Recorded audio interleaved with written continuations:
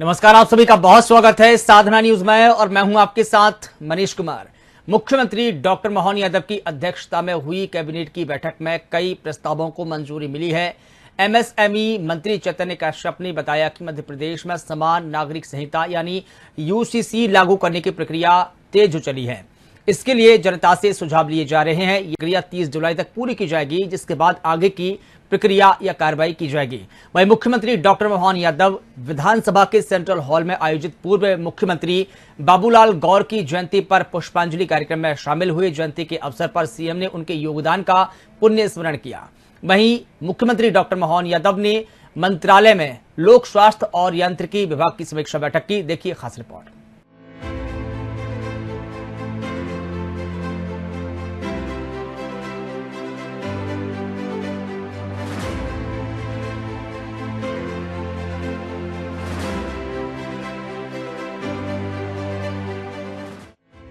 मुख्यमंत्री डॉक्टर मोहन यादव की अध्यक्षता में हुई कैबिनेट बैठक में कई प्रस्तावों को मंजूरी मिली है।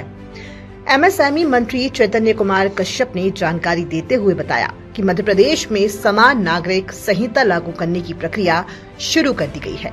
इसके लिए जनता से सुझाव लिए जा रहे हैं। ये प्रक्रिया 30 जुलाई तक पूरी की जाएगी, जिसके बाद आगे की कार्यवाही की जाएगी। उन्होंने बताया कि प्रधानमंत्री नरेंद्र मोदी के नेतृत्व में केंद्र सरकार के 12 वर्ष पूर्ण होने के अवसर पर 5 जून से प्रदेश भर में सरकार और संगठन द्वारा विभिन्न कार्यक्रमों की श्रृंखला आयोजित की जाएगी।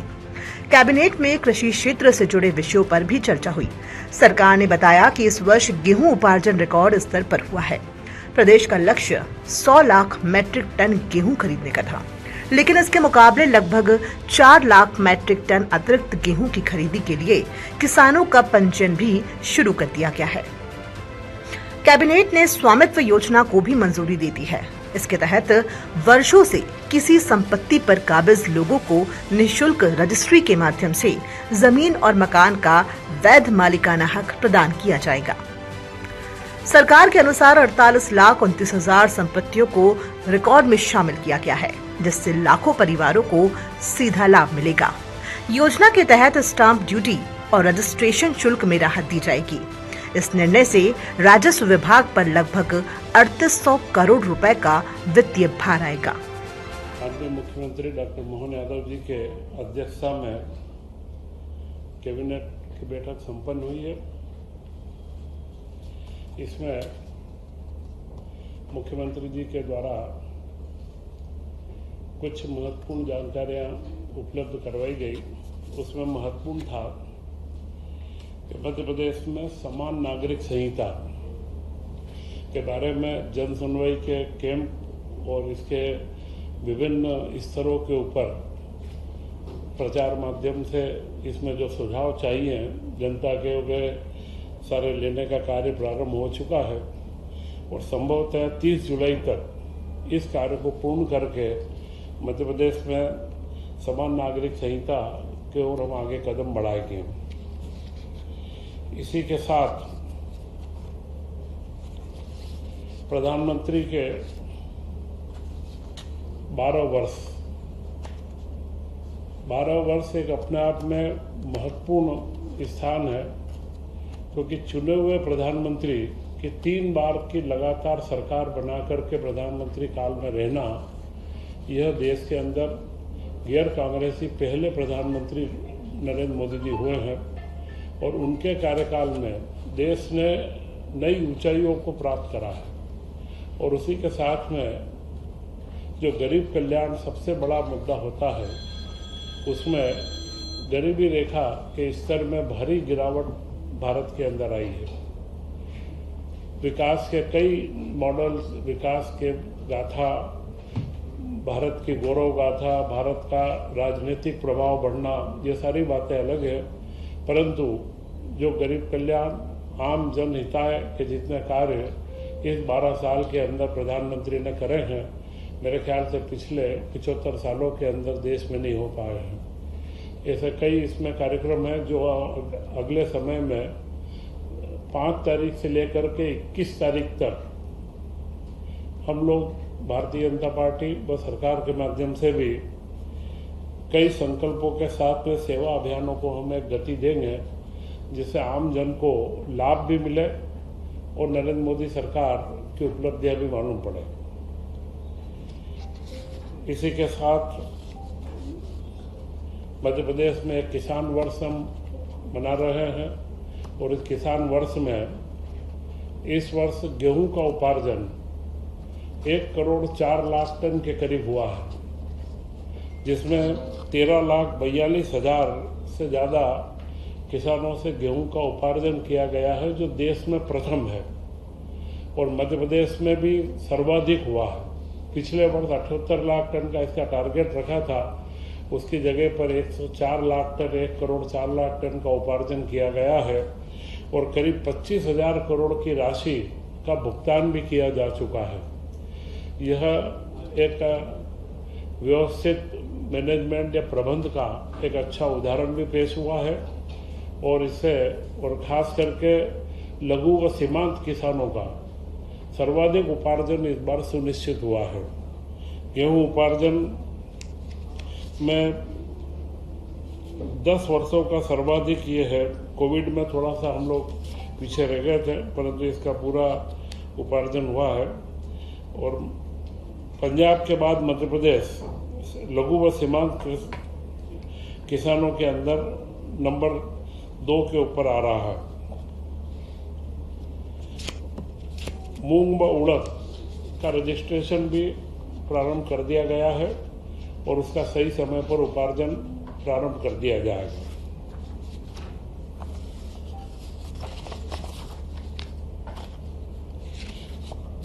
संत रविदास ग्लोबल स्किल पार्क जो भोपाल में स्थित है, उसके रोजगार के लिए 3 रोजगार चयन में बड़ी उपलब्धि प्राप्त हुई है। 3 बच्चों को हंगरी में रोजगार उनको अवसर मिला है और वे हंगरी में जाकर के अपना कार्य प्रारंभ कर चुके हैं और स्थानीय स्तर पर तो नियमित रूप से वहाँ रोजगार का कार्य चल रहा है। तो यह जो परिकल्पना थी ग्लोबल स्किल पार्क की, उसकी ओर हम अब आगे लगातार निरंतर कदम हमारे आगे बढ़ रहे हैं। इस वर्ष कृषि वर्ष के अंदर ही मध्य प्रदेश को मूल मिल्क कैपिटल बनाना, मुख्यमंत्री डॉक्टर मोहन यादव जी ने जब से कार्यभार लिया है, वे गोवंश और मिल्क दूध का, क्योंकि किसानों की आमदनी खेती के अलावा अन्य उपक्रमों से बढ़ाना यह सबसे महत्वपूर्ण है। और मिल्क कैपिटल बढ़ाने में बड़ी अच्छी उपलब्धि हुई है, जहां पर 9-9.5 लाख लीटर प्रतिदिन किलोग्राम दूध प्रतिदिन का औसत था, अभी वह 11 लाख किलोग्राम से ज़्यादा हो चुका है। तो करीब 10% की वृद्धि दूध के कलेक्शन के अंदर सहकारिता के माध्यम से हुई है। और मुझे लगता है कि यह जो मिल्क कैपिटल बनाने का जो एक संकल्प मुख्यमंत्री जी ने लिया है, उसकी ओर एक बड़ा महत्वपूर्ण कदम है और लगातार इसमें निरंतर वृद्धि होगी और किसानों को खेती के साथ में अन्य आमदनी के जरिए भी उनके बढ़ते जाएंगे। जल गंगा संवर्धन अभियान, जिसमें 2 लाख से ज़्यादा संरचनाओं के अंदर कार्य हुआ है और करीब 6,330 करोड़ रुपए की राशि इसके अंदर खर्च की गई है।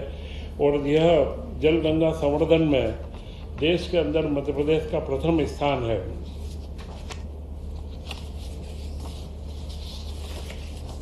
एक महत्वपूर्ण मोबाइल ऐप को चालू किया गया है, गोरस मोबाइल ऐप, जिसमें पशुओं के आहार के संबंध में कोई भी जानकारी अगर चाहिए कि पशुओं का आहार कौन से समय पर कौन सा दिया जाए, तो इस मोबाइल ऐप के माध्यम से कोई भी पशुपालक अपने पशुओं के स्वास्थ्य के लिए व दूध की उत्पादन बढ़ाने के लिए इस ऐप के माध्यम से जानकारी ले सकता है।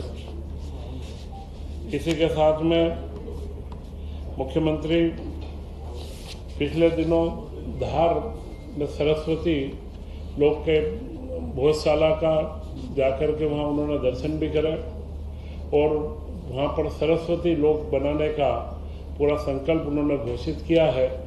और अब वहाँ पर लगातार देश विदेश के पर्यटकों का आना काफ़ी बड़ी संख्या में प्रारंभ हुआ है।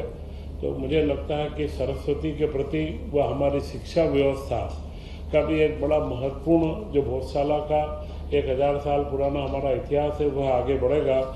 और सरस्वती लोक बना करके जिस तरीके से महाकाल लोक में जो आज पर्यटकों की या दर्शनार्थियों की संख्या बढ़ी है, उसी अनुसार सरस्वती लोक में भी लगातार इसमें वृद्धि होगी।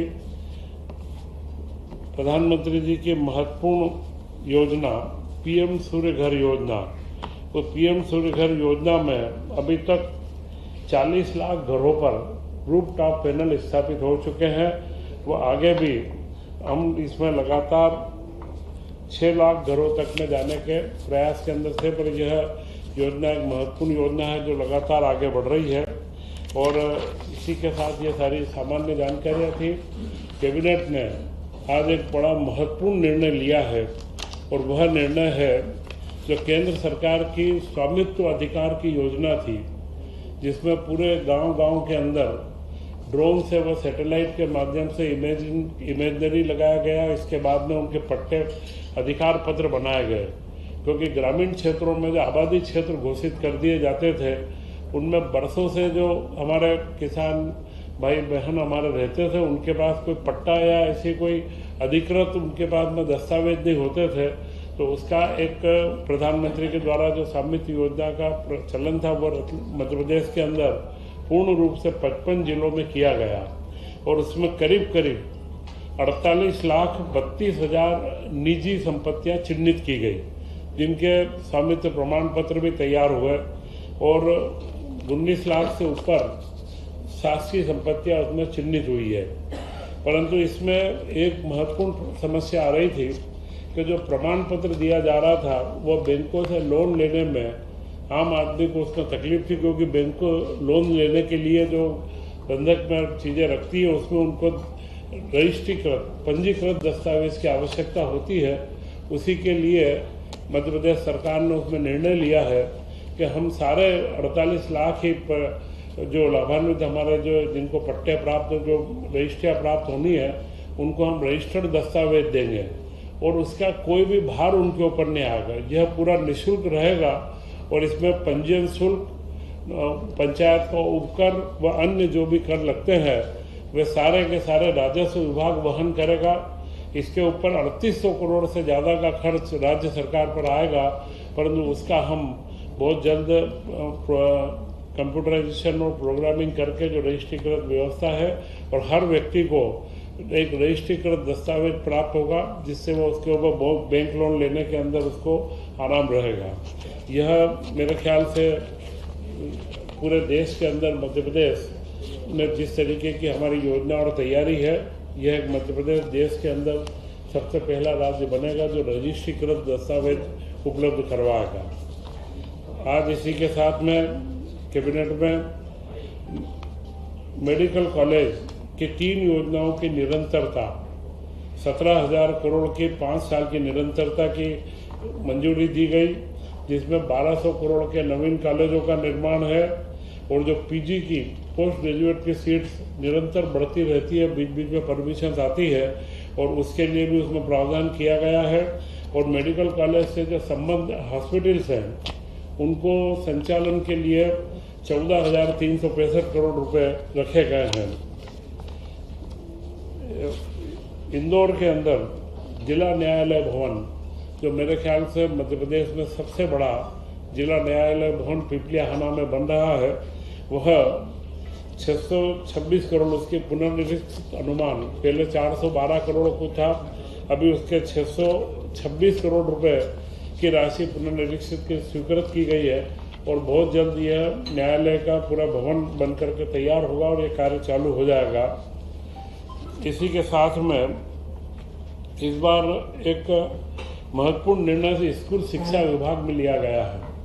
1ली से 8वीं तक के बच्चों को करीब इसमें 600 रुपये 2 ड्रेस के डीबीटी के माध्यम से दिए जा रहे थे, परंतु यह देखने में आया था कि बच्चे गांव-गांव में सुदूर छोटे छोटे से हमारे आदिवासी अंचल और मध्य प्रदेश की भौगोलिक संरचनाओं को देखते हुए उस तरीके का कपड़ा मिलना, ड्रेस का वो सिलाई के लिए बराबर व्यवस्था होना इतना व्यवस्थित नहीं हो पा रहा था। तो इस बार ये निर्णय लिया गया है कि पहली से 8वीं तक के सारे बच्चों के लिए ड्रेस सिलवा करके दी जाएगी और उसमें टेंडर लगाए जाएंगे। और महत्वपूर्ण निर्णय ये लिया कि उसमें मध्य प्रदेश के उद्योगों के द्वारा जो गारमेंट इंडस्ट्री हमारी है उन लोगों से चर्चा भी हुई है और उन्हीं के टेंडर करके और इसका ड्रेस को अलग अलग साइजेस जो रहती है सारा उसका वर्गीकरण कर लिया गया है। और ये ड्रेस अब की बार सिली हुई ड्रेस अब इस वर्ष उपलब्ध करवाई जाएगी। और मुझे लगता है साइकिल के भी उपलब्ध कराने से पुस्तकें भी उपलब्ध कराने में इस बार हम सफल हुए हैं। तो यह ड्रेस भी हम बराबर वितरित करके पहली से 8वीं तक के समस्त बच्चों को यह ड्रेस हम लोग उपलब्ध करवाएंगे। इसी के साथ में मुख्यमंत्री जी के द्वारा में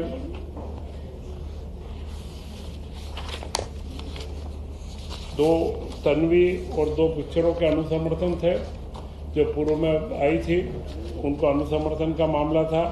ये सारे महत्वपूर्ण कार्य जिनके माध्यम से मध्य प्रदेश की छवि एक प्रगतिशील राज्य के रूप में बने, इन सारे कामों को निरंतर गतिशीलता दी जा रही है। और मुख्यमंत्री डॉक्टर मोहन यादव जी ने इसमें प्रधानमंत्री को जो शुभकामनाएं प्रेषित करी है कि जो विकसित भारत की परिकल्पना 2047 की प्रधानमंत्री जी की है, उसमें मध्य प्रदेश कहीं पीछे नहीं रहेगा और एक विकसित मध्य प्रदेश के रूप में 2047 के अंदर मध्य प्रदेश भी एक विकसित राज्य बनेगा। यही महत्वपूर्ण मुद्दे थे। ये जो मैंने आपको बोला 9,67,000 से 11 लाख किलोग्राम प्रतिदिन हुआ है, 1 लाख सवा लाख टन के करीब वृद्धि हुई है। तो यह वृद्धि उस माहौल को, वातावरण को, अमूल का समझौता सारे डेयरी के संयंत्रों में और सब में मैनेजमेंट में सुधार हो रहा, दूध संग्रहण में सुधार हो रहा है। तो ये कहीं ना कहीं उसी का नतीजा है कि हम 10% की इसमें हमारी वृद्धि हुई है। और जहाँ तक सवाल प्रधानमंत्री जी की सारी योजनाओं का है, तो उसमें हम लोग सतत मॉनिटरिंग अभी भी करते हैं। परंतु इस बार जो हम अगला पखवाड़ा पूरा 6 तारीख से 5 से लेकर 21 तक का बना रहे हैं। मुख्यमंत्री डॉक्टर मोहन यादव ने राज्य विधानसभा के सेंट्रल हॉल में पूर्व मुख्यमंत्री स्वर्गीय बाबूलाल गौर की जयंती पर उनके चित्र पर पुष्पांजलि अर्पित की। जयंती के अवसर पर सीएम ने उनके योगदान का पुण्य स्मरण किया। मुख्यमंत्री डॉक्टर मोहन यादव ने कहा है कि मध्य प्रदेश के पूर्व मुख्यमंत्री स्वर्गीय बाबूलाल गौर ने प्रदेश के विकास के लिए सभी दिशाओं में अपने दायित्व का निर्वहन किया। उन्होंने श्रमिक, गरीब व कमजोर वर्ग के लिए आवाज उठाई और संघर्ष किया। साथ ही एक आदर्श विधायक के कर्तव्यों का निर्वहन किया।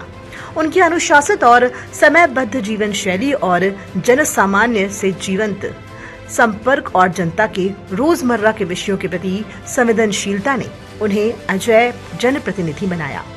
इस अवसर पर मंत्री कृष्णा गौर और उनके परिवार के सदस्य भी मौजूद रहे।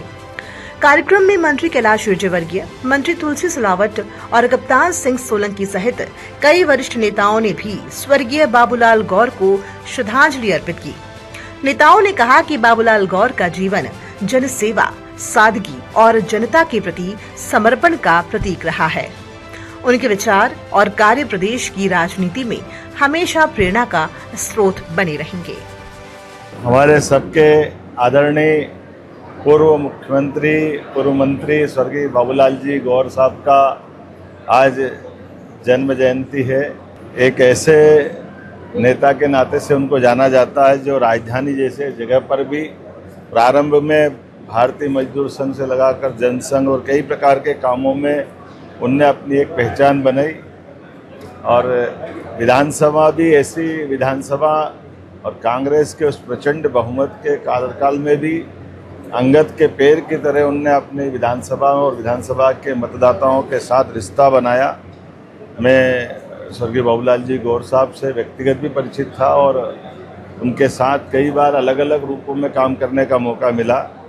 उज्जैन का विक्रम उत्सव के पहले वो हमारे आशीर्वाददाता रहे।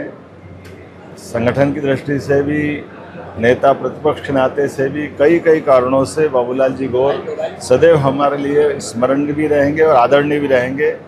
आज के इस अवसर पर मैं जयंती के अवसर पर पुण्य स्मरण कर रहा हूँ और उनके बताए मार्ग पर चलते हुए हमारी सरकारी कई जनकल्याणकारी कामों को लेकर चलेंगे।